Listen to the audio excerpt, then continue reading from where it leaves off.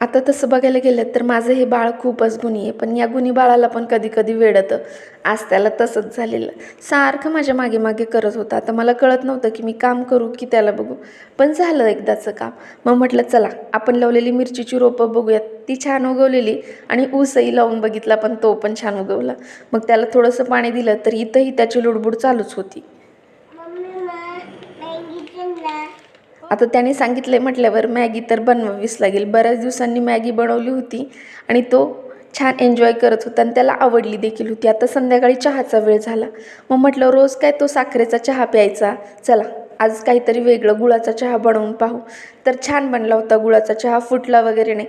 तुम्हाला याची रेसिपी असल्यास मला कमेंट करून नक्की सांगा. आता आज आहे माझी नाईट शिफ्ट, तर लवकरच स्वयंपाकाला लागले. भाकरी पोळ्या बनवून घेतला. आता आमच्याकडे भाकरी सर्वांना आवडतात, पण पृथ्वीसाठी मला पोळीच बनवावी लागते. आणि भाजीमध्ये बनवली होती शेवभाजी. मस्तपैकी काळ्या मसाल्याची शेवभाजी बनवली. आता हे सगळं झालं आणि स्वतःचं आवरायला घेतलं. फ्रेश वगैरे झाले, ड्रेस चेंज केला आणि तोपर्यंत आमच्या साहेबांची परत लुडबुड चालू झाली. तर चला, असा होता आजचा दिवस. व्हिडिओ आवडल्यास व्हिडिओला लाईक करा आणि माझ्या चॅनलला नक्की सबस्क्राईब करा. बाय.